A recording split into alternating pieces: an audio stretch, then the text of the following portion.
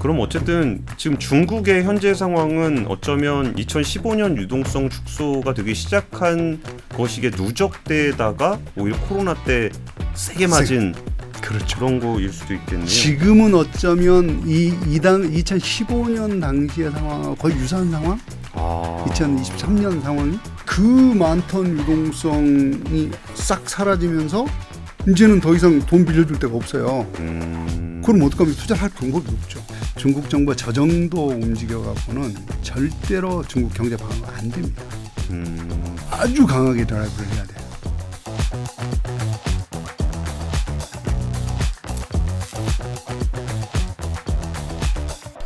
압도적 경제 콘텐츠 3프로TV의 악권. 안녕하세요. 3프로TV 권순우 취재팀장입니다. 최근 글로벌 경제가 참 복잡해요. 우리가 그동안 배워왔던 경제적인 상식도 잘 안 맞고, 한미금리가 역전되면은 우리나라에서 자금이 많이 빠져나갈 거라고 했는데 안 빠져나가고, 그러면서 중국과 한국의 교역은 점점 줄어들고 있고, 이런 환경 속에서 우리나라 경제는 어떤 관점에서 바라봐야 될지에 대한 고민이 되게 많이 되는 시점입니다. 그래서 오늘은 글로벌 유동성이라는 것이 무엇인지, 그리고 그 유동성의 변화에 따라서 국가 간의 경제력이 어떻게 달라졌는지에 대한 이야기를 좀 나눠보려고 해요. 그리고 우리 이런 환경 속에서 한국 경제는 어느 방향에서 희망을 찾아봐야 될지에 대한 이야기를 전반적으로 나눠보도록 하겠습니다. 서강대학교 김용진 교수님을 모셨습니다. 안녕하십니까? 네, 안녕하세요. 안녕하세요. 반갑습니다. 교수님, 그 액세서리가 굉장히 멋있는데요. 포인트입니다, 포인트. 포인트. 요즘에도 이렇게 활동 많이 하시죠? 네. 근데 참 그 경영학을 하면서 뭐 하나하나 보기가 너무 매크로 환경들이 좀 복잡하게 가고 있는 것 같기는 해요. 맞습니다. 정말 복잡합니다. 과거와는 정말 질적으로 다른 변화들이 많이 나타나고 있는 것이고, 또 어떻게 보면 이제 산업 쪽에서도 패러다임 변화가 발생을 하면서 이걸 제대로 캐치업을 못하는 순간 한순간에 주저앉는 그게 기업이고 국가고 이제 그런 상황들이 벌어지고 있어서. 근데 사실 옆에서 이제 구경하는 입장에서는 좀 신기하다, 이상하다, 좀 어렵다 이렇게 얘기하는데, 그 기업인들 입장에서는 당장 의사결정을 해야 되는 상황이잖아요. 맞습니다. 기업들하고 좀 이렇게 자문도 많이 해주실 텐데, 그 기업들의 그 반응들은 예전하고 좀 다른가요?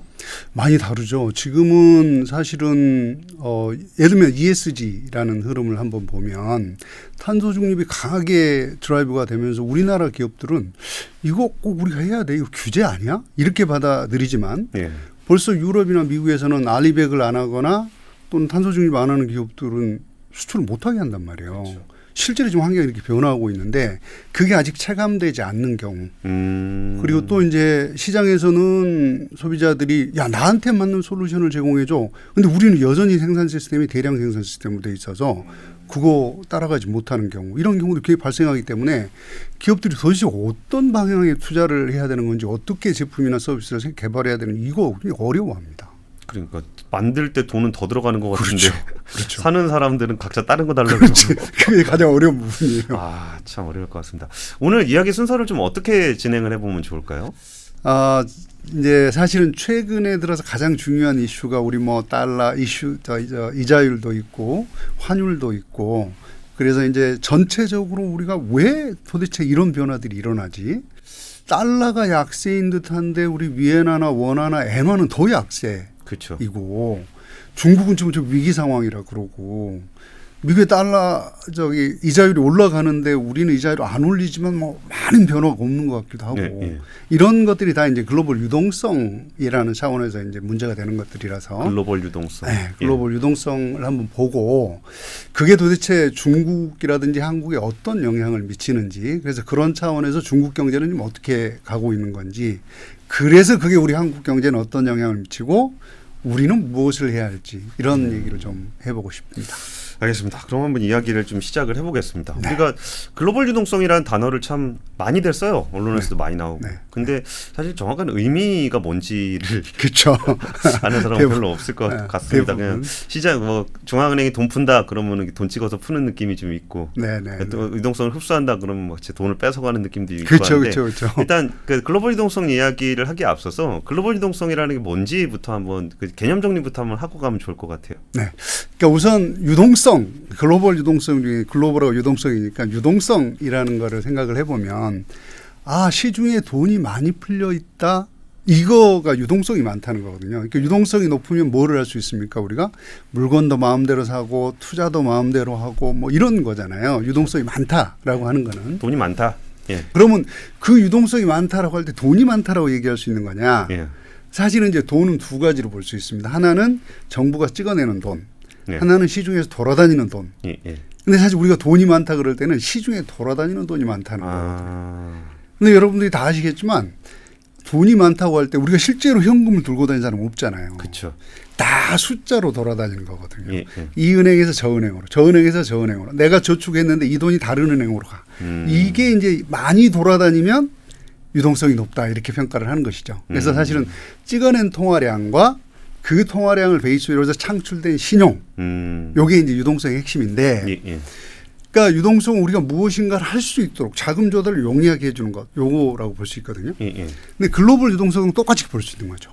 글로벌 유동성은 기본적으로 각국 정부가 찍어낸 돈, 요거에다가 플러스 기업들이 거래를 하면서 만들어낸 돈, 요거거든요. 그러니까 예. 은행 간에 뭐 돈 빌려 서로 빌려주고 뭐 이렇게 하면 요게 규모가 커지면 이제 이 돈이 되는데, 정부가 찍어내는 거를 공적 유동성. 예. 이라고 하고요. 민간이 거래를 통해서 만들어낸 돈, 이거는 사적 유동성이라고 표현을 합니다. 그러니까 공적 유동성은 아까 그 중앙은행 포함해서 그렇죠. 그렇죠. 찍어내는 돈이고, 중앙은행이 찍어내는 돈. 예, 그 돈을 기반으로 해서 사적으로 거래를 많이 하다 보면 돈이 더 그렇죠. 많이 늘어나니까 많이 늘어나죠. 그거는 이제 사적 사적 유동성이라고 표현을 할 수 있겠군요. 그러면은 그 지금 이제 글로벌 유동성 얘기를 하는 게 이게 좀 어떻게 어떻게 변했기 때문에 세상이 어떻게 변하더라 뭐 이런 얘기가 될 텐데, 그렇죠. 그동안 그 글로벌 유동성이라는 거는 좀 어떻게 변해 왔어요? 실제로 이제 우리가 글로벌 유동성이라 그럴 때 가장 중요한 거는 미국, EU, 일본, 영국 요 네 개의 나라가 찍어낸 돈과 예. 이 돈을 기반으로 돌아다니는 신용, 요거를 이제 글로벌 유동성이라고 한다. 예. 이렇게 이제 보시면 될 것 같고요. 예. 예. 사실 이제 글로벌 유동성은 2000년대 초반부터 급격하게 증가를 합니다. 2000년대 초반. 네. 예. 예. 사실은 이제 우리가 1970년대 브레튼 우드 체제, 즉 그 근본위 제도였던 이 브레튼 우드 체제가 붕괴된 게 달러 유동성이 커지면서 그랬던 거거든요. 예. 예. 그러니까 미국 정부가 찍어낸 달러 말고 미국 바깥에서 돌아다니는 달러, 이걸 우리 유로 달러라고 표현을 하는데 이 달러가 급격하게 커집니다. 그러니까 사실은 사람들이 이제 금을 갖고 있다는 거는 통화량 창출에 매우 제한적이거든요. 그렇죠. 금은 한계가 있으니까. 그러니까 예. 이거를 없애고 달러 본위로 바뀐 거예요. 예. 그때 70년대입니다. 근데 이때부터 유동성이 증가를 하다가 2000년을 기점으로 기하급수적으로 늘어나게 되는데, 예. 이 2000년이라고 하는 게 아마 대부분 분들이 기억을 하실 거예요. 우리가 신자유주의, 세계화, 개방화 뭐 이런 얘기들이 나왔던 때가 이제 2000년 초반, 1990년 말 2000년대 초반이란 말이죠. 예. 요때 이제 이 글로벌 유동성이 굉장히 금융시장이 개방화되고 전 세계 금융이 연계가 되기 시작합니다. 예. 예. 이러면서 이제 금융거래가 자유로워지는 거죠. 이때가 이제 급격하게 늘어가는데, 이제 크게 여기는 이제 두 가지 요인이 작동을 하는데, 첫 번째는 미국이 통화량을 급격하게 늘렸다. 요때 이제 우리 미국은 2001년에 닷컴 버블 붕괴라는 사태, 경기 침체가 오기 시작을 합니다. 그래서 요거를 커버하려고 미국 정부가 급격하게 그 돈을 풀고 정책 금리를 다운을 시킵니다. 거의 뭐 이제 1%대까지 떨어지는데, 이게 2004년 5월까지 1%가 유지가 됩니다. 그러니까 사실은 미국에서 우리가 2008년, 2007년 말 2008년에 금융위기, 글로벌 금융위기가 오는데, 이게 사실은 그때 영향 때문이라는 거죠. 돈이 왕창 풀려서 막 주택 가격이 어마어마하게 올라가고, 주택 가격 올라가니까 은행들이 신용도가 낮은 사람들한테도 마구마구 대출을 해줘갖고 그걸 또 유동화시켜서 팔았어요. 그러니까 유동성이 얼마나 늘어? 그러니까 금리도 낮으니까 대출 받기도 그렇죠. 쉽고, 대출 받기 쉬운 돈을 가지고 또 담보로 또 돈을 빌릴 수. 네. 그때가 이른바 유명한 그린스펀 그렇습니다. 시대죠. 그린스펀 시대죠. 그때 유명한 그린스펀 시대인데, 일본은 사실은 1995년 플라자 합의 이후에 반도체가 이제 맛이 가기 시작하잖아요. 예. 이때부터 경기 불황이 오기 시작합니다. 그러니까 최정점을 찍었던 시절에 어떻게 보면 97년쯤이라고 볼 수가 있는데, 장기 불황이 오게 돼요. 예. 그러면서 이제 90년대 중반에 콜금리가 1% 수준으로 떨어지고 2000년대 들어오면 0% 마이너스 금리 얘기가 나옵니다. 근데 이때 제일 유행했던 게 엔캐리 자금 투자. 와타나베 부인. 그렇죠. 예, 예. 엔캐리 자금 투자 이런 게 있습니다. 그래서 일본 금리가 제로 마이너스고 돈은 많고 그러니까 일본 자금 빌려다가 투자하면 뭘 해도 수익이 나는 그쵸. 거예요. 예. 요게 이제 2008년까지가 이루어집니다. 그래서 급격하게 유동성이 이제 증가를 하게 되는 거죠, 그때. 예, 예. 예. 그러면서 이제 2008년에 드디어 금융위기, 글로벌 금융위기를 맞이하게 됩니다. 그러니까 어쨌든 그 2000년대 이전까지는 그 레버리지가 그렇게 크진 않았었는데 않았죠. 그때 양 국가 간의 이유, 뭐 미국은 그 IT 버블, 일본은 이제 그 플라자 합의 이후에 그렇죠. 장기 불황으로 이제 금리를 서로 낮추게 됐던 거고 네, 그러면 네, 네. 달러를 빌려다가 딴 걸 투자하든 엔화를 빌려다가 투자하든 뭐 뭐든지 남는 장사니까 그냥 일단 땡겨서 갖다 그렇죠. 쓰는 그렇죠. 것 때문에 글로벌 유동성이 증가를 했다라는 네. 거죠. 그리고 이제 거기다가 이 거래, 그러니까 공산주의가 붕괴되면서, 예. 그러니까 우리 97년, 98년 공산주의 붕괴되잖아요. 예, 예. 그럼 전 세계가 이제 하나의 경제권으로 통합이 됐다라는 얘기고, 그게 이제 그러면서 자본 거래와 상품 거래가 아주 자유롭게 일어난 거예요. 이게 유동성이 이제 증가를 해준 거예요. 그래서 실제로는 이제 글로벌 유동성을 GDP 차원에서 보면 예. 1990년대 후반까지는 3보다 낮거든요. GDP 3배. 전체 고동 유동성이. 그러니까 글로벌 유동성이 한 160조 달러 정도가 되는데 예, 예. 잔액으로 보면 한 40조 달러 정도 되거든요. 그래서 이제 그렇게 보면 되는데 2009년 이후에는 3.5보다 커지고 예, 예. 2015년, 13년 이후는 3.8보다 커집니다. 근데 그 수준을 계속 유지를 하게 되는데 그 얘기는 글로벌 유동성 증가 속도가 실물 경제 증가 속도보다 훨씬 빠르다는 거예요. 그러니까 3.5, 3.8 이게 GDP 대비. GDP 대비 3.5배, 4배 이렇게 올라가는 거죠. 와, 사실 이렇게 돈이라는 게 뭐 물건 살 수 있는 돈이라 그러면 물건만큼 있어야 되는 그렇죠. 건데 전체 경제 물건 한 개인데 돈은 세 개. 세 개. 그래서 네 개. 3.5개, 3.8개 이렇게 막 올라갔다는 거죠. 그것도 단순 상품 단위가 아니라 국가 단위의 경제에 비해서도 그렇죠. 3배, 4배까지 올라가는 상황이 이어졌다는 그렇죠. 거네요. 그럼 그 이후에는 어떤 변화들이 좀 생겨났어요? 그러니까 이제 2007년까지 이제 지속적으로 증가하다가 2008년 금융위기가 됐잖아요. 예, 예. 그래서 이제 민간 유동성, 우리가 이제 금융위기가 되니까 민간이 갖고 있는 자산 가격이 확 줄어들잖아요. 예, 예. 그러면서 유동성이 이제 줄어들기 시작합니다. 그다음에 2010년이 오면 이제 이 줄어든 유동성 때문에 유럽의 부채 위기가 발생을 해요. 그럼 유럽에서 또 유로달러라고 하는 영역이 확 줄어들죠. 예, 예. 2013년 무렵에 일본에서 또 이제 위기가 이 석유 가격이 올라가면서 일본에 이제 위기가 옵니다. 그다음에 이제 엔캐리 자금으로 막 했던 것들이 이제 일본 달러가 부족해지니까 회출하기 시작하는 거죠. 그럼 유동성이 줄어들어요. 예, 예. 그래서 민간 유동성이 그러니까 전체 한 160조 달러 중에서 민간 유동성이 쭉쭉쭉쭉 줄어갖고 현재는 한 60조 정도, 60조 달러 정도. 그 나머지는 뭐냐?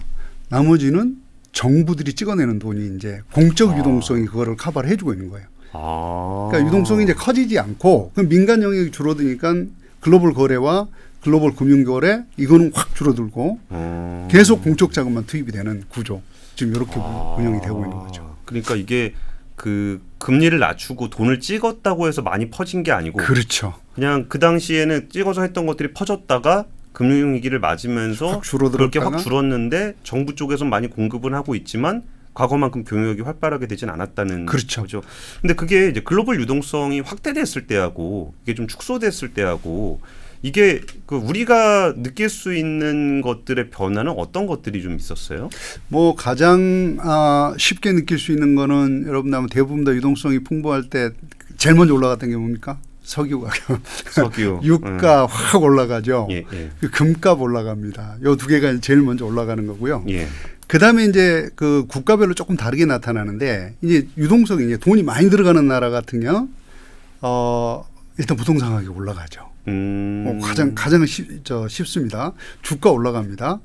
환율이 그러니까 외국 돈이 많이 들어가니까 달러나 엔화가 많이 들어가면 환율이 상이 됩니다. 그렇죠. 네, 가치가 그러니까 우리가 돈을 많이 벌었구나 이렇게 생각이 이제 되는 뭔가 우리나라에 막 달러가 막 들어오니까 그렇죠. 이제 그런 그러니까 느낌이에요. 뭔가 좀 우리가 장사를 좀 잘한 것 같고 네. 그리고 이제 좀 우리가 좀 풍부해지니까 좀 집도 많이 사게 되고 그렇죠. 집값도 이제 올라가게 네, 되고 집값이 확 올라가게 되는 예. 이런 이제 현상이 나타납니다. 그래서 실제적으로 이 개발도상국의 이 외국 자금이 많이 들어가면 예. GDP가 상승하는 효과가 나타납니다. 그렇죠. 이유가 뭐가 됐든 네. 돈을 많이 벌었으니까. 돈을 많이 벌고 네. 자산 가격도 막 올라가고 주가도 올라가고 이러니까 뭐 당연히 거기도 환율이 낮아지니까 환율이 이제 낮아진다는 거는 가치가 높아진다는 거죠. 예. 그러니까 달러로 비교한 우리 GDP는 커지는 겁니다. 그렇죠. 네, 이런 효과. 지금 요새는 이제 우리가 원화가 약세다 보니까 예, 예. GDP가 4% 줄었다 그러잖아요. 그렇죠. 그게 이제 우리 원화 가격이 절하가 돼서 이렇게 되는 거거든요. 아, 그러면 들어와서 국내 경기를 활성화시키는 것도 있고 플러스 달러 대비해서 GDP를 계산해 보면 또 2배. 그렇죠. 이것도 좋고 저것도 좋고 하니까 좋고. 경제 성장률이 높게 그렇습니다. 나타나게 되는 거죠. 특히 뭐 그런 달러나 엔화를 받았던 신흥국들이 더 많이 효과를 봤다는 거네요. 근데 여기서 재미있는 것 중에 하나가 아시아 신흥국들은 그 효과를 제대로 봤는데 예, 예.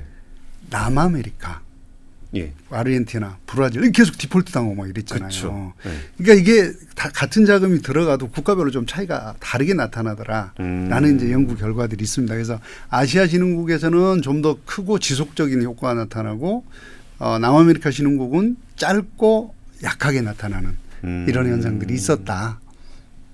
왜 그럴까요? 왠지 느낌적으로는 이쪽은 뭔가 좀 일을 열심히 했을 것 같고 제조업이 많이 발전했으니까 그렇습니다. 이제 제조업 기반이 강한 나라들. 거기서 기술 혁신도 나올 것 그렇죠, 같고 그렇죠. 뭔가 이렇게 남아메리카라든지 그쪽 나라는 그냥 자원을 좀 비싸게 팔아서 그렇죠. 돈을 벌고 그러고 일을 안 하니까 뭐 당연히 효과가 다르게 나타나는 거죠. 그러게요. 똑같은 돈을 쥐어줘도 그 돈 가지고 열심히 일하는 나라와 그 돈을 잘 즐긴 나라들은 좀 차이가 그렇죠. 좀 있었다. 차이가 근데 사실 중요한 거는 그 과정이 딱 정확하게 중국이 글로벌 G2로 올라가는 시기하고 맞물리는 것 같아요. 그렇습니다. 예.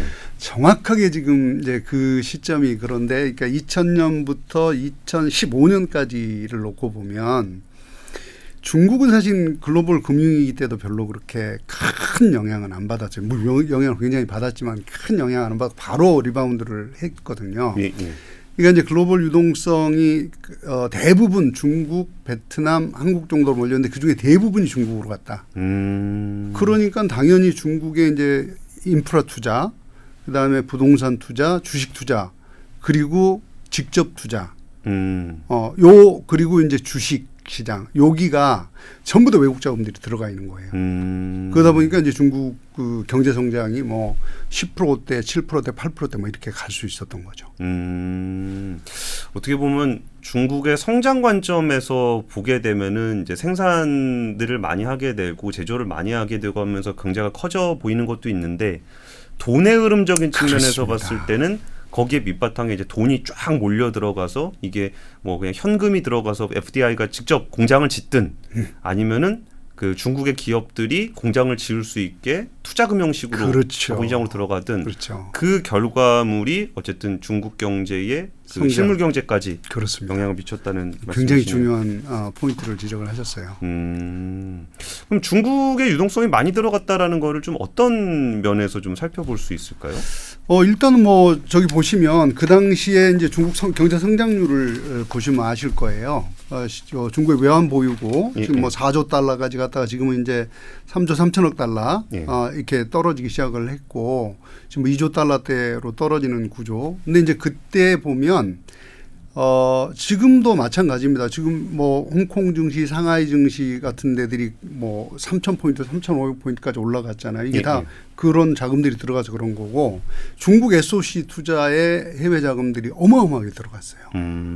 그게 중국 정부가 돈을 찍어낸다고 모든 재료가 됐든지 또는 뭐 시설이 됐든지 아니면 뭐 설비가 이런 거 갖고 올 수가 없잖아요. 그렇죠. 달러가 들어가야지 그게 가져올 수 있는 거니까. 중국이 성장하려면 달러가 있어야 외부에서 뭘 사올 거 아닙니까. 그렇죠. 이런 것들이 대부분 다 중국 경제 성장률에 반영이 돼 있다라고 보시면 됩니다. 지금 보이고 있는 네, 경제 성장률이 그렇죠. 그래서 이제 중국 당시에 소비자 물가도 계속 올라가는 상황, 공급자 물가도 계속 올라가는 상황인지 이렇게 돼 있다가 사실은 이게 지금 보시면 중국 경제는 뭐 심각하죠. 예. 소비자 물가가 뭐 전체 소비자 물가로 하면 마이너스 4%. 그렇죠. 뭐 이렇게 그리고 이제 도시 쪽만 봐도 지금 뭐 한 3, 4%밖에 안 되니까. 근데 공급자 물가 마이너스. 이게 지금 중국이 2022년에 잠깐 반짝하다가 근본적 추세가 지금 달러가 없어지는 달러 기근인 상황이거든요. 유동성이 좀 줄어드는 상황이에요. 그러다 보니까 이제 중국이 그렇게 됐는데 이 표를 보시면 이제 여기 보일 겁니다. 외환 보유고 세계 외환 보유고라고 와. 하는 거. 요게 지금 증가율입니다. 한 해에 막 이때 뭐 한 해에 30%, 40%, 50%, 60%막 이렇게 올라갑니다. 증가율이. 그러니까 세계 외환 보유고를 유동성의 일부라고 생각을 한다 그러면 중국은 그거보다 훨씬 더 높은 레벨로 추세를 그리고 있는 이 거네요. 대부분의 것들이 중국으로 들어간 거라고. 예, 중국은 이것보다 훨씬 더 높은 레벨로 지금 외환들이 지금 들어가 있는 거고요. 근데 2015년을 기점으로 지금 확 빠져버리잖아요. 오, 그러네요. 네, 여기 확 빠집니다. 이때 이제 그 중국의 외환 보유고가 달러 유출이 순유출이 일어납니다. 그러니까 많은 사람들은 궁금해해요. 중국이 문제가 생긴 게 2020년 코로나 그쵸. 국경봉쇄 아닌가? 예. 근데 아니다. 이미 2015년부터 시작이 됐었다. 중국 경제 하방 압력이라고 하는 것은. 야, 근데 지금 교수님 보여주신 이 표를 기준으로 생각을 해보니까 우리가 보통 이제 유동성이 풍부하다 뭐 이런 얘기할 때는 국가별 정책 금리를 많이 신경을 쓰잖아요. 그렇죠. 근데 지금 중국 경제는 뭐 글로벌 외환 보유고가 중국에 들어간 거는 이게 중국 정부가 금리를 낮춰서 돈이 늘어난 게 아닌 거잖아요. 아니죠. 오히려 저렇게 달라면 금리를 높여야 이자도 많이 줄 테니까 들어오세요. 그런데 그게 아니라 금리랑 상관없이 중국 금리랑 상관없이 공장 짓는다고 돈이 들어가서 쌓여 있다가 그렇죠. 어느 순간부터 걔네 금리가 뭐든지 상관없이 그냥 안 들어가 버렸다는 게 되는 거네요. 그렇죠. 그러니까 사실은 여기 중국 그 당시에 홍콩 상하이 증시 한번 생각해 보세요. 얼마나 어마어마하게 올랐는지. 그때 차이나 펀드. 어마어마했습니다. 이거 그러니까 전부 다 사실은 투자 자금이 들어가면서 이제 우리가 두 가지를 금리만 봐야 되는 게 아니고 환율까지 봐야 되는 거. 예. 그러니까 얘들은 환율이 엄청 세진 거예요. 워낙 돈이 많이 들어오니까. 돈이 많이 들어오니까. 그러고 금리는 뭐 세계 평균 수준 보다 조금 높은 수준이에요, 여기가. 그러니까 그러면 금리가 조금 높은데 돈이 이렇게까지 많이 들어올까? 불가능한 얘기죠. 그렇죠. 네, 근데 사실은 투자할 데가 여기밖에 없었다. 이렇게 이런 입장에서 이제 보시면 될 것 같고요.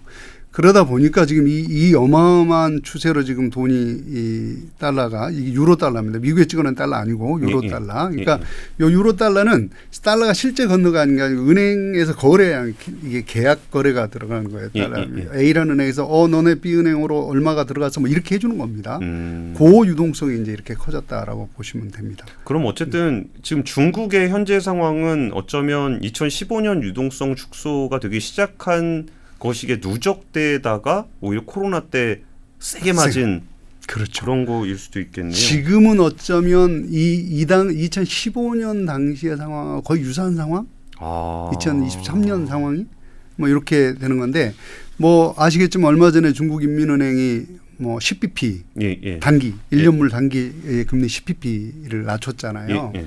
중국도 금리를 더 낮출 수가 없어요.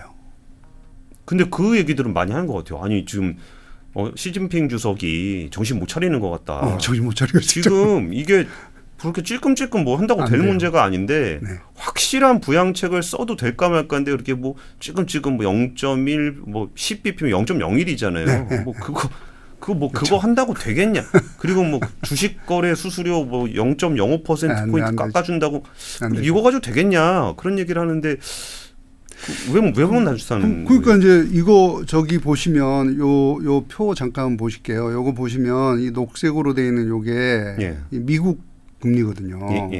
그럼 2021년부터 미국 금리는 계속 11월까지 2022년 초반부터 급격하게 올리기 시작을 해서 지금 5.5%, 5.75%잖아요. 근데 중국은 어떻습니까? 3.9% 계속 유지를 하고 있다가 지금 쭉 내려왔어요. 계속. 많이 낮춘 거네요. 완전히 지금 반대로 간 거예요, 사실은. 전 세계 추이하고. 이 얘기가 무슨 얘기냐면 중국의 유동성이 지금 형편없다. 유동성이 높으면요. 중국은 금리를 요 녹색 요거로 보시면 요게 지준율이거든요. 달러가 많이 들어오면 유동성이 풀리니까 지준율을 높여야 돼요. 그렇죠. 당연하잖아요. 굳이 들어오지 마. 들어오지 마 이렇게. 근데 시장이 풀리지 마. 근데 이게 좀 낮추고 있잖아요. 돈이 없다는 얘기죠. 금리를 낮췄는데도 안 됩니다. 지준율을 같이 낮춰야 되는 상황. 그리고 금리가 낮춰지면은 사실 시중에 돈이 쫙 풀려. 그렇죠. 그러니까 풀려야죠. 뭐 굳이 지준율을 안 만져도 되는데. 완전히 지금 반대로 지금 가고 있는 거예요. 이게 지금 중국이 처해 있는 아주 그 아픈 현실 이렇게 봐야 될 것 그러니까 같은데. 우리가 진짜 이게 복잡한 경제 사정이나 이런 거는 배제하고 그냥 유동성 어떻게 움직이는지 그렇죠. 유동성에 따라서 조절하려는 움직임이 어떻게 나타나고 있는지만 보더라도 그 나라 경제가 어떤지는 금방 알 수가 있는 거죠. 환율은 좀 어때요, 위안화 환율? 표를 다시 한번 보실게요. 이게 지금 그 이제 중국의 요구 지준율입니다. 이게 환율하고 거의 뭐 유사한 흐름을 보이고 있다가 여기 완전히 쭉 빠졌죠. 완전히 깨졌네요. 예. 그리고 여기 이제 우대 금리도 지금 완전히 이렇게 밑으로 꺾어졌어요. 완전히 꺾어졌어요. 상상을 초월할 정도로 지금 꺾어졌잖아요. 환율이 쭉 올랐다가 같이 가다가 11년부터 이렇게 쭉 올랐다가 지금 빠지고 있습니다. 쭉 빠지고 있습니다. 환율이. 엔화 환율이. 요때가 잠깐 2022년 요 무렵에 잠깐 이제 중국 정부가 안 되겠다. 우리 환율 완화해야 되겠다. 그래서 방어를 들어갔다가 망한 거예요. 이게. 안 됩니다. 이 추세를 막을 수가 없습니다. 그러네요. 네, 그래서 쭉 지금 위안화가 지금 빠지고 있는 상황이다. 근데 이거를 이 달러하고 같이 보면 요때가 이제 달러 인덱스가 지금 쭉 빠지고 있는 상황. 그러니까 달러 인덱스가 100 이상이면 달러 수요가 굉장히 강하다는 거고요. 그렇죠. 달러 수요가 100 이하면 없다는데 지금 전반적으로 달러 수요는 계속 높아요. 그러네요. 그러니까 아무리 떨어졌다고 해도 100 이상. 네. 그런데 재밌게도 여기서 이제 100 한 10 정도 선에서 100 한 5의 선에서 100 선으로 떨어졌는데도 불구하고 위안화는 여전히 약세요. 달러가 약해졌는데도 그렇죠. 위안화는 약해. 달러가 약해지면 원래 통화가 올라야 되는 겁니다. 달러가 강해지면 통화가 약세가 되고 이런 구조가 돼야 되는데 지금은 이렇게 가고 있어요. 달러가 수요가 약해지는데도 중국, 일본, 한국 화폐는 가치가 절하되고 있단 말이에요. 좀 이해는 안 가는. 우리가 그만큼 학교에서 배웠을 때는 그렇게 안 배웠는데. 그러니까 환율이라는 거는 상대적인 개념이니까 얘가 높으면 내가 낮고 내가 높으면 얘가 낮고 해야 되는데 그렇죠. 달러 인덱스가 낮아지고 있는데 위안화는 더 약해진다. 그만큼 중국 경제가 심각한 위기 상황이라는 얘기를 하고 있는 겁니다. 그래서 사실은 이제 조금 전에 우리 본부장 말씀하신 대로 중국 정부가 저 정도 움직여 갖고는 절대로 중국 경제 방어가 안 됩니다. 아주 강하게 드라이브를 해야 돼요. 근데 아주 강하게 드라이브 했다가 환율 박살나면 어떡해요? 금리를 막 확 낮춰. 박살을 내야죠. 지금 통화량을 공급해야지. 통화량을. 유동성을 확 공급을 해줘야 돼요. 지금. 사실은 이제 이런 얘기도 있습니다. 중국에 우리나라 저축은행 같은 우리는 중국은 저축은행이라 그래도 사실 우리나라 세종보다 규모가 큰 저축은행들이 많은데 여기 부실 계속 나고 있어요. 부동산 피해 때문에. 그럼 어떡하냐. 이거 망하게 해야 되는데 계속 합병을 해줍니다. 공적 자금 넣고 합병하고 공적 자금 넣고 합병. 그래서 금융시스템이 버티는 거예요. 그리고 이제 우리 헝다가 됐건 벽개원이 됐건 비고위안이 됐건 이거 부동산 1, 2업체들이 망하잖아요. 그러면 이걸 그대로 둘 수 있을까? 불가능하죠. 그럼 빨리 선제적으로 조치를 취하는 게 낫거든요. 사실 이제 이 점에 있어서는 지난 연말에 우리 강원도 레고랜드 사태라는 게 있었습니다. 규모가 작아요. 얼마 안 됩니다. 3천억, 4천억 그 자체로는 별로 안 크죠. 그게 가진 파급 효과가 워낙 발화성이 크기 때문에 정부가 온 힘을 다해서 그거를 진화를 했잖아요. 몇 조씩 보증을 해가면서 이런 구조가 만들어져야 된다는 거예요. 그래야 저 금융 위기가 해소가 될 텐데 지금 중국 정부가 너무 안이하게 보고 있는 듯한 느낌이 좀 들어요. 그러니까 진화를 할 거면은 그냥 확실하게 확 꺼버리고 초기에 확실하게.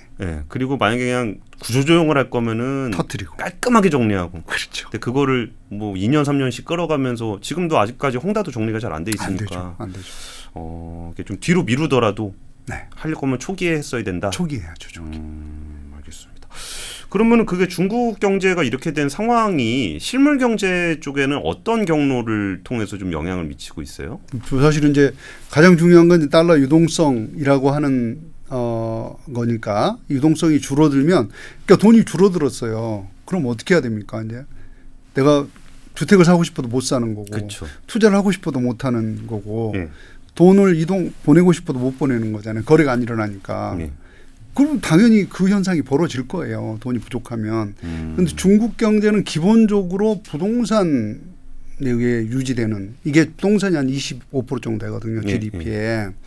그러면 전반적으로 지금 아까 말씀드린 그런 부동산 그룹들의 문제 뭐 중국에 분양 안 된 빈집이 1억 3천만 채라고 하니까. 실감도 안 납니다. 예. 1억 3천만 채, 1억 3천만 채. 예. 그러면 한국 인구가 2배가 가도 그렇죠. 살 수 있는 집이 비어 있다는 거죠. 그러니까 뭐 14억이면 우리가 예컨대 4인 가족으로 예. 쳐봐도 예. 그걸 뭐 4분의 1로 나누는 거니까 예. 예. 뭐 한 3억 채, 4억 채 많으면 이렇게 보는데 1억 3천만 채가 빈집이니까 이거 어떻게 되는 거예요? 상상을 초월하는 거죠. 아, 그렇죠. 4인 가구, 3인 가구 하면은 그쵸. 한 3, 4억 채 정도 있으면 되는 건데. 그렇죠. 근데 1억 3천만 채가 지금 비었단 말이에요. 그래서 이제 이게 달러가 안 이제 유동성이 줄어든다는 얘기는 달러가 안 들어온다는 얘기고 달러가 안 들어오면 기본적으로 기업의 직접 투자도 안 되는 것이고 예. 그다음에 주식 시장도 떨어지는 것이고 부동산 당연히 가치가 팍 꺼지겠죠. 예. 예. 그렇게 되면 경제 성장률 아까 얘기한 중국은 25%가 부동산을 의지하고 있는 경제 성장률이 떨어지죠. 예. 고용률 하락합니다. 지금 중국의 청년층 실업률이 28%라고 해요. 중국 정부가 드디어 이제 청년 실업률 발표하는 걸 그만뒀어요. 들어보셨겠지만. 그러게요. 예. 28%. 자, 그다음에 이제 그 사람들이 부동산에 투자를 많이 했으니까 부동산 가격이 올라가면 빚내서 나 돈 많이 벌었어. 빚내서 소비를 할 수 있어요. 그렇죠. 근데 소비를 안 하죠. 음. 소비를 안 하니까 투자는 더 감소하죠. 그러니까 결국 우리가 경제 성장이라고 하는 것은 투자, 소비, 수출 요건데 예. 이 세 개가 다 줄어들고 있어요. 지금 경제 블록화 때문에 중국 수출 확 줄어들고 있죠. 12%, 13%씩 막 줄어들어요. 예. 예.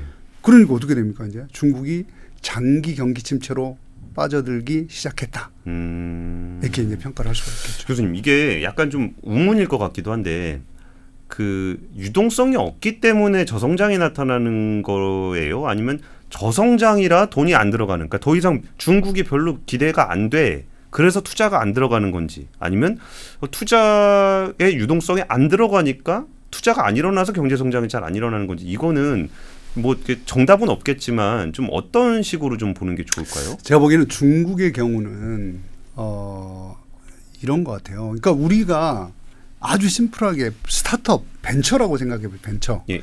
벤처가 사업을 성장하려면 정말 좋은 아이디어와 좋은 기술이 있어요. 예. 사업이 됩니까? 그것만 갖고? 그것만 가지고는 안 되죠. 예. 뭐가 돈이 좀 있어야지. 아니, 사무실도 좀 차려야 되고, 맞아요. 직원도 좀 뽑아야 되고. 네, 예. 딱 그거예요. 돈이 들어와야 기업이 커지는 거예요. 돈이 들어와야 내가 공장도 짓고 시설도 사고 기계 장비도 사고 뭐 이렇게 해서 건물도 올리고 이렇게 할 수가 있는 거지. 아무것도 없는데 그걸 할 방법이 없단 말이죠. 근데 그 많던 유동성이 싹 사라지면서 이제는 더 이상 돈 빌려줄 데가 없어요. 그럼 어떡하면 투자를 할 방법이 없죠. 그렇죠. 사실은 이게 훨씬 더 중국 입장에서는 크다. 구조적으로 봤을 때. 물론 말씀하신 대로 내가 물건을 잘 만들어서 잘 파니까 좋은 회사다 그러고 돈이 들어와서 키워주는 이 방법이 있죠. 후자도 있죠. 예, 예. 그게 아마 우리나라 같은 상황이 그랬을 것 같아요. 우리 정말 열심히 일해서 좋은 제품 만들고 수출하고 막 이렇게 하다가 나중에 유동성이 풍부해져서 돈이 들어와서 우리가 확 커지는 이런 구조였다면 예, 예. 중국은 반대로 유동성이 확 들어와서 막 없던 인프라도 만들고 막 투자하고 이래서 커졌던 케이스인데 유동성이 확 줄어드니까 이제는 금단 현상 이런 현상이 일어났다라고 봐야 되겠죠. 그러면은 그게 한국으로는 어떻게 연결이 되는 거예요? 그 중국 경제가 지금 뭐 두 가지 요인이 다 있는 것 같은데 일단 유동성 요인이 크다고 보시는 것 같고 네. 그리고 아까 스타트업을 비유로 들어주셨는데 네. 그러니까 얘네가 기술력 좋고 미래가 있는데 돈이 안 들어와서 못하는 것도 그렇죠. 있고. 근데 좀 애가 좀 시덥잖아. 그렇죠. 그래서 안 시덥잖아. 들어오는 것 같아. 근데 맨날 그 남의 돈 받아서 쓰던 애라 막상 장사하려고 그러니까 장사 좀 안 되는 경우도 있어 보이는데 그럼 그게 한국에는 어떤 경로로 좀 영향을 이렇게 미치게 되나요? 그러니까 사실은 이제 우리는 유동성 차원이라기보다는 중국하고는 거래 관계가 더 크거든요. 아. 아니, 우리 중국에서 우리한테 돈이 많이 들어오는 건 아니니까. 아, 그렇죠. 중국이 우리나라에다가 뭐 직접 투자를 하거나 그렇죠, 그렇죠. 아니면 우리나라 주식을 사거나 뭐 그런 네, 그런 건 아니고 예, 예. 우리는 중국하고 실물 거래 관계인 거죠. 그러니까 예. 중국이 확 성장을 하면서 사실은 제일 많이 필요했던 게 중간재 수입이에요. 우리나라 대중국 수출, 우리나라 이제 전반적 수출을 보면 중간재 예. 소재 부품 영역이 한 51% 정도 됩니다. 전체적으로. 근데 중국으로 가는 게 한 60-70%가 소재 부품이에요. 중간재가 대부분 중국 수출이거든요. 예, 예. 그러다 보니까 이제 중국 경제가 유동성 확 줄면서 투자도 감소되고 소비도 감소되고 생산도 감소되는 구조란 말이에요. 예, 예. 그러면 어떻게 되냐? 투자가 감소하면 우리나라 가져간 산업재 안 가져가겠죠. 그러니까 걔네가 투자를 해서 뭘 만들 때 쓰는 그렇죠. 그런 이제 산업재들이 안 들어간단 말이에요. 예, 예. 그다음에 얘들이 생산이 감소하니까 원래 물건을 만들기 부품 소재 부품을 가져가야 되는데 안 가져가요. 그럼 우리 중간재 수출이 감소하겠죠. 예, 예. 그런데다가 중국의 소비가 감소해요. 아까 마이너스 4%라 그랬잖아요. 예, 예. 소비가 감소해요. 그러면 최종 생산품, 완성품 예, 예. 안 들어가겠죠. 예, 예. 그 완성품을 만들기 위한 중간재 소비재도 중간재도 감소하겠죠. 이렇게 이중으로 지금 감소하는 효과가 나타나고 있다. 그러니까 중국이 사실은 수출도 감소해, 투자도 감소해, 소비도 감소해, 생산도 감소해 다 지금 이 나빠지는 사이클로 지금 들어가 있기 때문에 예. 우리가 굉장히 생산과 투자 쪽에 이 수출을 많이 하던 것들이 다 스탑이 될 가능성이 매우 높아졌다. 이렇게 봐야 되겠죠. 그러면 이게 중국하고 우리나라가 교역을 많이 했다라는 얘기는 많이 하는데 실제로 뭘 얼마나 했길래 지금 중국 경제가 휘청이는 거에 우리가 이렇게 직접적으로 영향을 받고 있을까요?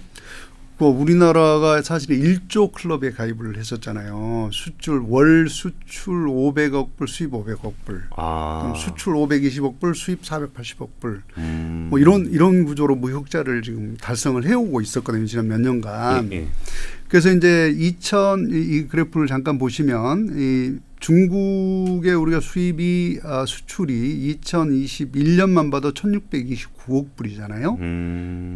수출이 그렇게 많습니다. 그리고 수입이 한 1,490억 불 정도, 약 200억 불 정도 흑자가 난 것이고 2022년만 해도 근데 여기에 이제 재미있는 거는 격차가 확 줄어들기 시작하죠 지금. 그러네요. 네, 이게 2013년 여기 이제 15, 14, 13인데 요때 2013년을 기점 이때가 가장 흑자가 많이 난 때입니다. 수입과 수출의 격차가 가장 컸던 때예요. 저 때 좋았던 걸 왜 몰랐을까요? 우리 맨날 지나고 나면 그렇죠. 지나고 나면 저 때는 좋았구나. 그러니까 이때가 이제 우리가 수출이 어마어마하게 증가하던 때고 이제 이때가 중국 경제가 막 성장을 하던 시기면 거의 막 세계 공장으로서 이제 완전히 굳어지는 시기입니다. 이때가.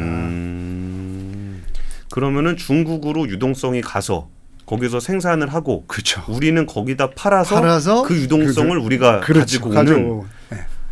저 때가 부자였구나. 이런 구조예요. 그래서 이제 중국 경제가 커지니까 수출은 사실은 더 이상 많이 늘어나지는 않습니다. 계속 정체 상태에 있고요. 예. 수입은 계속 늘어나는 상태입니다. 여기 보시면 수입이 쭉 늘어나고 있죠. 이렇게. 그렇죠. 이렇게.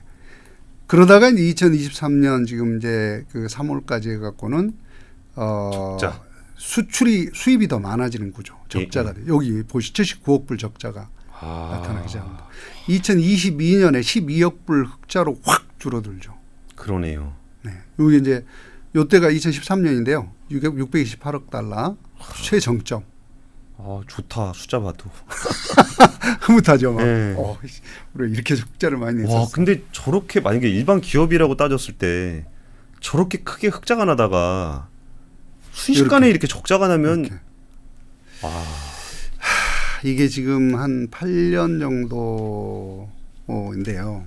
그 사이에 뭔 일이 있었느냐? 도대체 무슨 일이 있었어요? 중국이 사실은 중국 제조 2025라고 하는 정책을 펴기 시작을 했잖아요. 예, 예. 이게 이제 시진핑 주석이 그런 얘기를 했다는 거죠. 볼펜 만드는 볼펜 심 예. 안에 들어가는 조그만 그 심 있거든요. 예, 예. 이걸 우리가 못 만든다. 도대체 그게 무슨 말이냐. 말도 안 되는 소리를 하지 말아라. 해라. 그래서 이제 중국 제조 2025를 만들기 시작합니다. 우리가 이제 제조에 힘을 가지자. 그냥 뭐 수입해다가 그냥 파는 거 말고 예. 우리가 스스로 만들 수 있는 힘을 가져라. 이 중국 제조 2025가 사실 그렇게 나온 건데 그때가 이제 어떻게 보면 4차 산업혁명 뭐 이런 얘기가 쫙 나오면서 이제 같이 물려 있는 시기거든요. 예, 예. 근데 이제 미국이 사실은 중국의 경각심을 가지게 된 게 바로 이 중국 제조 2025 때문입니다. 요때 미국에서 나온 게 미국 제조 혁명이라는 얘기가 이제 나오기 시작합니다. 각국이 이제 옛날에는 산업 선진국 중에 산업 정책을 쓰는 나라는 우리나라밖에 없었어요. 산업 정책이라는 걸 조금 더 구체적으로 얘기하면 어떤 이런 겁니다. 우리가 어떤 분야에 투자를 하고 어떤 분야의 기업을 키우겠다라고 하는 정책이 산업 정책인데 예, 예. 우리는 예컨대 조선, 뭐 중화학, 반도체 정부가 계획을 세우고 거기다 집중적으로 투자를 해요. 그걸 다른 나라는 안 해요? 그런 적이 없었죠. 다른 나라는 그런 적이 없었죠. 미국은 아예 그런 게 없었어요. 독일도 없었어요. 영국도 없습니다. 그러다가 중국이 중국 제조 2025를 빵 들고 나오면서 미국이 이제 우리도 제조혁명이 필요하구나라고 하는 산업 정책을 세우기 시작을 했고 독일이 한 5년 전쯤에 이제는 우리가 자동차 산업 모빌리티라고 하는 산업에 5억 유로를 투자하겠다. 이제 이런 산업 정책들이 나오기 시작을 합니다. 좀 낯서네요. 우리는 항상 있었으니까 뭐 그렇죠. 신수종 사업 뭘로 한다. 뭐 네, 지금에서 네, 뭐 네, 추가적인 어떤 사업 뭐 바이오 산업에 투자한다 이런 얘기가 많이 있었는데 다른 나라들은 없었군요. 그게. 네. 그래서 이제 사실 우리가 지난 성장기에는 정부 정책과 관료들의 똑똑함이 경제를 끌어왔다. 물론 그렇다고 우리 국민들의 노력이 우리 국민들만큼 똑똑하고 열심히 한 사람들이 없어요. 열심히 하긴 하는 것 같아요. 열심히 합니다. 그 노력이 없었다라면 이렇게 안 됐을 텐데 근데 이제 문제는 재밌게도 우리가 산업 정책이 거의 없어지는 시점에 이 친구들은 지금 산업 정책이라는 걸 들고 나온 거예요. 이런 구조의 변화가 있었고 이제 그러다 보니까 중국의 산업 경쟁력이 확 올라가서 우리 작년 10월부터 금년 8월까지 대중국 무역 적자가 173억 불이에요. 이거 심각합니다. 근데 이거를 뭐 일단 무역 수지에서 제일 많이 차지한 건 반도체잖아요. 근데 그렇죠. 반도체가 사실 뭐 우리나라가 뭐 이렇게 반도체를 못 만들어서 그런 게 아니고 중국이 자기네가 경제가 안 돌아가니까 이제 스마트폰도 안 팔리고 뭐 노트북도 안 팔리고 그러니까 그런 거지 뭐 그럼 중국이 경쟁력이 높아져서 그런 거라고 할 수 있는 어떻게 설명이 좀 가능할까요? 자, 이제 아까는 이제 유동성의 변화를 봐서 이제 전반적으로 중국 경제가 침체됐기 때문에 우리의 뭐 소비재 중간재 산업재가 안 팔린다. 네. 이렇게 설명을 했잖아요. 네, 네. 근데 그거 말고 그러니까 중국의 투자가 이루어지지 않다 보니까 우리나라에서 안 사가는 거. 안 사가는 거. 예, 이제 그런 게 하나 있고 그 말고 산업 구조가 자체가 변해요. 좀 전에 말씀 중국 제조 2025를 기점으로 해서 지금 산업 구조가 확 바뀌고 있거든요. 중국도. 그래서 이제 쭉 보면 크게 우리가 4가지 정도로 이제 구분을 할 수가 있는데 교육을 한다 그러면 천연자원 기반의 제조업이라는 놈이 하나 있고 저위 기술, 중위 기술, 고위 기술 이렇게 있습니다. 그럼 그거를 잠깐만 이렇게 보시면 이렇게 보죠. 천연자원 기반 제조업이라는 거는 음료수, 비금속, 석유, 시멘트 같은 그야말로 자원에 기반한 것들. 그다음에 저희 기술이라는 건 뭐 다 아시죠? 섬유, 직물, 뭐 의류, 신발 이런 것들. 이른바 경공업. 네, 경공업. 그다음에 중위 기술이 재밌는데 여기가 이제 자동차, 부품, 합성 섬유, 화학, 플라스틱, 산업 기계, 엔진 이런 것들이에요. 이거 우리가 잘하는. 그렇죠. 여기 이제 우리가 제일 잘하는 겁니다. 마지막으로는 고위 기술인데 이게 이제 컴퓨터 관련된 거예요. 데이터 처리, 통신, 장비, 의약품, 항공, 우주, 광학 이런 것들인데 언뜻 생각해 보시면 저런 거 중국이 우리보다 잘하겠는데? 이런 생각 안 드시나요? 자, 이게 인정하고 싶지 않지만 그러니까 우리도 되게 잘 하고 싶어하는 거고 그렇죠. 그러니까 중국에서도 저걸 하고 싶어해서 어떤 분야에서는 우리보다 더 뛰어나기도 그렇죠. 하다 정도 얘기 들은 것 같아요. 그렇죠. 이제 예. 그렇게 많은 사람들이 생각을 하고 있습니다. 그래서 보면 이 무역 그 수지를 쭉 한번 보시면요. 천연 자원 기반 제조업은 우리가 꽤 강합니다. 여전히 요 2010년에 92억 정도 92억 불 정도 흑자 났다가 20년에 76억 불 정도 흑자니까 많이 변화는 없습니다. 예, 예. 저유기술, 섬유, 신발 이런 것들이요. 2010년에 94억 불 적자에다가 2020년에 122억 불 적자로 조금 적자가 늘었네요. 예. 많이 늘은 거예요. 94에서 많이, 121. 많이 늘은 거죠. 많이 늘었네요. 30억 예. 불 이상이 늘었으니까. 예, 예. 근데 저기는 뭐 싸게 사오면 되죠. 싸게 사오면 예, 되니까. 근데 중위기술 제조 이게 171억 불 흑자했다가 96억 불 흑자. 야, 거의 반토막. 왕창 줄었죠. 더 중위가 아까 선박, 자동차, 그렇죠, 철강, 그렇죠. 석유화 뭐 이런 거였잖아요. 네네네. 고위 기술로 가면 264억. 요게 이제 사실 우리가 컴퓨터 데이터 처리 장치 뭐 이런 것들. 요때 하다가 20년에 157억 불. 자, 근데 전반적으로 무역 수지가 계속 줄어들고 있는 모습이잖아요. 좋아진 건 없네요. 네, 줄어드는 추세입니다. 계속 줄어드는 추세. 근데 비중으로 보면 요때 고위 기술이 90년에는 한 25% 정도. 그러다 2010년에 47% 있다가 2020년 가면 거의 49%로 계속 커집니다. 무역 구조가 이쪽으로. 나머지 나머지 것들은 계속 이제 줄어드는 추세고 특히 중위 기술은 40%였다가 20%로 줄어들고 수입은 이제 19%였다가 21% 늘어나는 이런 구조. 이게 이제 산업 구조가 지금 바뀌었다라고 하는 걸 이제 보여줄 수가 있는 거거든요. 그러니까 총체적 난국인데, 그렇죠. 우리가 중요하게 생각하는 고위 기술 쪽이 더 심하다. 중위 저희 기술, 고위 기술 쪽이 심하다. 저희 기술이야 뭐 당연히 우리가 그런가 보다 뭐 이렇게 생각. 그거 우리가 안 하는 거지. 우리가 안 하는 거야. 뭐 돈도 안 되고, 그럼 뭐 싸게 사오면 되지. 뭐 그런 건데 이게 이제 고위 기술 쪽에서도 이러네. 그래서 요거를 이제 수출 수입으로 딱 쪼개서 보면 이게 이제 그 구조의 변화입니다. 이제 어떤 것들이 우리 수출하고 수입에서 어떤 것들이 많이 바뀌었나를 보면 90년하고 2020년을 비교해 보면요. 90년에는 전기 기계장치와 기기가 278억 불 규모였습니다. 수출이. 그러다 지금은 이게 어느 정도 될까요?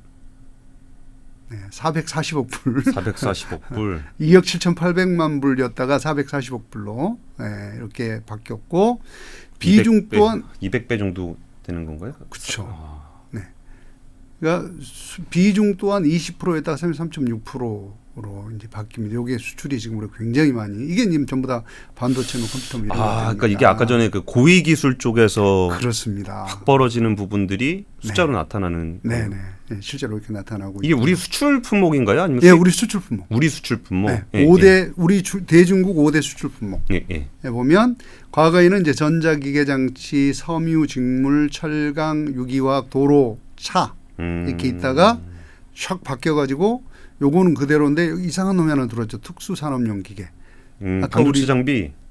우리 중위기술이라고 한 거. 조선, 반도체 장비 뭐 이런 것들. 이런 것들이 이제 여기 들어있는 거고요. 플라스틱, 원료. 요것도 중위기술입니다. 석유화학 관련. 유기화학물, 중위기술. 요거 이제 그 전문과학 통계기술, 기구 이런 것들이 지금 5대 수출 품목으로 들어오고 옛날에 있던 거는 쫙 유기화학물질만 빼고 빠져버렸죠.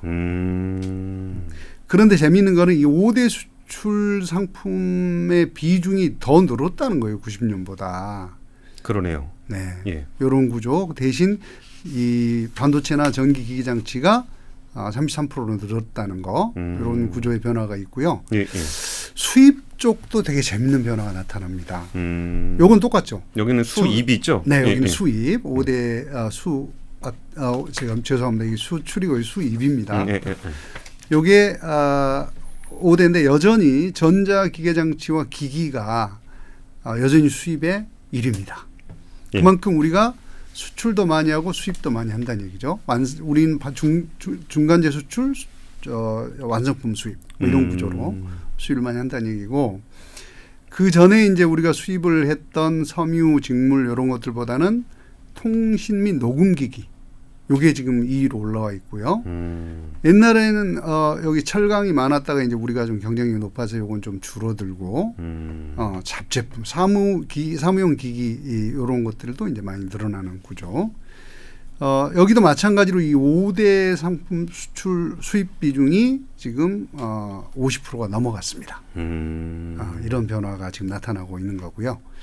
그래서 전반적으로 이 5대 상품 비중이 높아졌고, 기계장치와 기기는 여전히 수출 수입에서 1위이고, 예.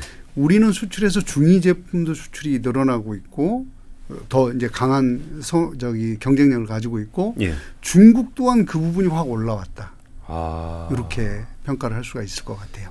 그 경합도가 높아진. 경합도가 높아지는 거죠. 거죠. 이제 경합도가 높아지는 거죠. 야, 이게 그냥 말로 하다가 숫자로 보니까 되게 명확하게 나타나네요. 그렇죠. 아주 뚜렷하게 드러납니다. 그거를 우리가 이제 그 현시 비교 우위, 즉 실제로 시장에서 우리가 전체로 수출하는 상품 대비 전 세계 상품하는 수출 대비 그 시장에서 수출하는 상품, 이렇게 놓고 이제 비교해 보면 요거는 이제 RCA 현시 비교 우위라고 하는데, 그러니까 전체 수출 대비 우리나라 전체 수출 중에 특정 제품이 차지하는 비중, 그다음에 그 특정 국가에서 그 수출 비중 대비 그 제품이 차지하는 비중, 이렇게 이제 구분을 해볼 수 있는데, 그거를 현시 비교 우위. 그러니까 그 나라에서 얼마나 그 제품이 비교 우위를 갖고 있느냐. 이렇게. 그러면은 천연제조 같은 경우는 90년, 2000년, 90년까지는 우리가 뒤졌다가 중국이 좀 높았어요. 예, 예. 그러다 2000년부터 쭉 앞서기 시작해서 여전히 요거는 우리가 앞서고 있습니다. 천연자원 기반 제조업을 우리가 높다는 것도 참 낯서네요. 우리가 예. 그러니까 예를 들면 석유화학 이런 거, 예, 예. 이 시멘트 뭐 이런 거 있잖아요. 예, 예. 음료수 이런 거 되게 잘해요. 한국 되게 잘하는 나라입니다. 의외로 경쟁력이 있네요. 이거 의외로 되게 재밌더라고요. 예, 하다 보니까. 예. 저희 기술은 이미 90년을 지나면서 쫙 우리가 경쟁력을 확 잃어버렸어요. 많이 벌어졌네. 네. 예. 나중에 20년 들어서 조금 높아지기 시작했습니다. 이게 뭐 때문이냐면 디지털로 가면서 이게 지금 높아지기 시작하고 있습니다. 디지털로 가는데 왜 저희 기술이 높아지죠? 우리가 디지털 경쟁력이 앞섰다는 거죠. 그 부분에 대해서는. 예, 예. 그러니까 자동화라든지 뭐 디지털 트윈을 쓴다든지 공장 자동화 같은 것들이 많이 되면서 저희 기술 쪽도 생산성이 높아지기 시작했다는 얘기예요. 이게 고위는 디지털, 뭐 저위는 기계 이런 게 아니고 그쵸. 그 기계 제품의 디지털 수준이 높아지게 되면 이건 저희 기술 제조업에서의 경쟁력이 높아지는 거죠. 그러니까 전반적으로 디지털 이 트랜스포메이션이 잘 된 국가는 예. 다른 나라에 비해서 저위, 중위, 고위 다 경쟁력이 높아지는 겁니다. 여기서 뭐 섬유직물이라든지 뭐 신발, 단순 금속 구조물 이런 거라고 하더라도 그렇죠. 설비 기술의 디지털화가 이루어지게 되면 경쟁률이 더 높아진다는 거죠. 그렇죠. 예를 들면 아디다스가 예. 스피드 팩토리라는 걸 만들었잖아요. 그렇죠. 예. 그 이유가 뭘까요? 중국에서 600명 고용하던 공장을 미국으로 독일로 가져가면서 내가 10명만 고용해요. 그걸 자동화를 생산을 해요. 그런데 그걸 고객이 원하는 시점에 항상 자기가 주문하면 생산해서 줄 수 있도록 만들어요. 그럼 어떻게 됩니까? 경쟁력이 높아지는 거죠. 근데 기술 분류로는 저위로 되는데. 저희 기술인데. 이제 그런 영향들이 있어서 이 부분은 살짝 이제 우리가 높아지고 있는 추세인데 얼마나 갈지 모르겠습니다. 요거는 여전히 근데 중국은 기계나 컴퓨터를 만드는 것보다 사람이 만드는 게 싸다. 아직은 그 상황이라서 예. 그건 좀 벗어나긴 했습니다만 예. 중위 기술로 보면 요게 이제 아까 말씀드린 뭐 자동차라든지 자동차 부품이라든지 석유화학 제품이라든지 이런 것들인데 예. 한국이 강해요. 그러네요. 근데 저거는 좀 뭔가 품목들이 우리가 좀 자신 있는 품목들이에요. 우리가 잘하는 거. 자동차 조선 뭐 이런 거는 그렇죠. 예. 잘하는 거. 예. 자, 이제 문제는 고위 기술입니다. 90년, 2000년까지만 해도 컴퓨터라든지 디지털 통신, 광학기기 이런 거 우리가 잘했어요. 그러다가 근데 뭐 큰 차이는 없었죠. 2000년에 가면. 예. 2010년부터 우리가 뒤처지기 시작을 합니다. 이제. 요거 아마 조만간 차이가 좀 더 벌어지리라고 저는 생각을 하고 있어요. 특히 우주항공 이런 것들 있잖아요. 그런 쪽은 우리도 사실은 굉장히 투자를 많이 했는데 이 규모면이라든지 또는 투입면이라든지 이런 쪽에서 여기 중국과 비교가 안 될 것 같다는 생각이 듭니다. 그래서 요건 제가 굉장히 우려를 많이 하고 있는 영역이라고 보시면 될 것 같습니다. 여기 이제 우리나라가 이제 중국에서 갖는 거고, 예, 예. 그러면 이제 중국이 한국에서 갖는 건 어떤 거냐? 요렇게 보시면 이거는 상품별로 분류를 한 거죠. 아까는 요건 상품별로. 였고, 요거는 이제 상품별로. 네, 예. 상품별로 비교를 상품별로 비교를 해보면 전자기계장치와 기기가 사실은 우리가 계속 압도적 우위를 가지고 있다가 점점 줄어듭니다. 지금은 2020년에는 중국이 앞섰어요. 그러네요. 네, 요 이제 문제가 우리한테 굉장히 심각한 도전을 던져주고 있는 겁니다. 그래서 중간 제품이 안 팔린다, 이 반도체 수질이 줄어든다, 뭐 이런 것들이 다 여기서 나오는 얘기들입니다. 그다음에 이제 특수산업용 기계는 여전히 우리가 강세를 보이고 있는데 더 강세를 보이고 있죠. 예, 예. 요거는 우리가 아무튼 잘하는 거예요. 이게 제조업이 발달했다, 제조 경쟁력이 강하다. 요거 이제 여기서 나오는 것들입니다. 그다음에 원재료 강합니다. 아주 강합니다. 통신 및 녹음기, 통신 장비가 우리가 90년에는 셌어요. 그쵸. 그러다가 쭉쭉쭉 빠지기 시작을 하더니 이제 중국한테 압도적으로 좀 밀리기 시작합니다. 통신 쪽. 통신하면은 뭐 옛날에 화웨이라든지 그쵸. 그런 그렇죠. 기기들이죠. 샤오미, 화웨이 뭐 이런 것들 나오는 것들이요. 거기 이제. 그다음에 이제 자동화, 사무용 기계 자동차 이게 없었다가 확 들어왔는데 제로잖아요. 90년에. 예, 예. 그러다가 들어오다가 갑자기 확 높아졌어요. 이런 것들이 이제 데이터 처리 하는 거 있잖아요. 예, 예. 요게 지금 중국이 우리보다 앞서 있다는 얘기입니다. 그래서 사실은 이제 이게 고위 기술 영역에 들어가는 부분은 우리가 지금 뒤지고 있다. 이렇게 평가를 할 수가 있습니다. 뒤져지고 있다 정도가 아니라 이미 뒤졌다. 이미 뒤졌다. 여기 보시면 아시잖아요. 이미 뒤졌잖아요. 이거는. 이 비교가 안 돼요. 1하고 2니까. 통계상의 오류 뭐 이런 거 그렇게 핑계댈 거 없나요? 그걸 핑계대기 어렵습니다. 이건 핑계대기 숫자로 나오는 거라 이건 핑계대기 어렵습니다. 뭔가 좀 핑계를 대보려고 했는데. 아니요. 핑계가 되기가 쉽지가 않아요. 왜냐하면 저는 사실은 이게 그렇게 갈 거라고 생각을 한 게 중국이 단순하게 무슨 우리 거를 수입을 해서 옛날에 우리가 이제 그런 거 많이 했지 않습니까? 우리는 조립, 가공 이 두 개 영역이라면 우리가 조립 쪽에 더 신경을 많이 썼던 나라거든요. 예. 그래서 사실 일본이나 독일하고 경쟁력 차이가 있었던 겁니다. 예. 독일하고 일본은 가공 쪽에 포커스를 둔다고 우리는 조립. 그러니까 조립이 많으면 경제가 성장하고 기업이 커지면 노동 수요는 줄어들게 돼 있어요. 자동화가 되니까. 조립.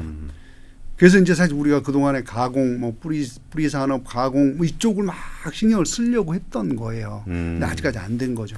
근데 의외로 중국이 지금 이 부분이 강해요. 그래서 사실 우리하고 굉장히 많이 부딪히는 구조로 지금 바뀐 겁니다. 중국의 산업 구조가. 어쩌면 우리랑 같은 목표를 추구했던 그렇죠. 거네요. 그렇죠. 계속 우리랑 같은 목표를 추구하고 있었던 거죠. 그러니까 요약을 하면 한국이 뭐 아직까지는 중국에 비해서 경쟁력은 갖고 있는 부분이 꽤 많다. 예. 이렇게 볼 수가 있고요. 하지만 경쟁력이 과거에 비해서는 꽤 많이 약화돼 있다. 특히 이제 이 전자기기 장치 이런 영역은 좀 많이 약화돼 있는 상황. 그리고 이미 이 현시 비교 우위에서는 역전된 상황이다. 대신 특수 기계라든지 장비 그리고 중간 기술 제품들은 아직은 경쟁력이 강하다. 고위 기술 부분에서는 이미 우리가 역전이 돼서 약한 상태가 됐고, 요거를 어떻게 뒤집어 갈 것이냐가 우리의 중요한 숙제다. 이렇게 요약을 할 수 있을 것 같아요. 압도적 경제 콘텐츠 압권 2부로 이어집니다. 복잡하고 어렵게 느껴지는 재무제표와 용어들. 친절한 투자 멘토 사경인 마스터가 매주 새로운 콘텐츠로 알기 쉽게 설명해드립니다. 재무제표 분석과 포트폴리오 구성, 뭐 양대 재무제표라고 그러면 대차대조표랑 손익계산서가 있거든요. 매수 매도 방법, 이렇게 사는 게 좋겠네. 이렇게 사면 좋겠다. 근데 이렇게 살려면 뭘 해야 되냐면요. 나머지 3분의 1은 놔둬봅니다. 어디까지 가는지. 실전 투자 팁까지 알려드립니다. 오직 3프로 멤버십에서만 만나실 수 있습니다.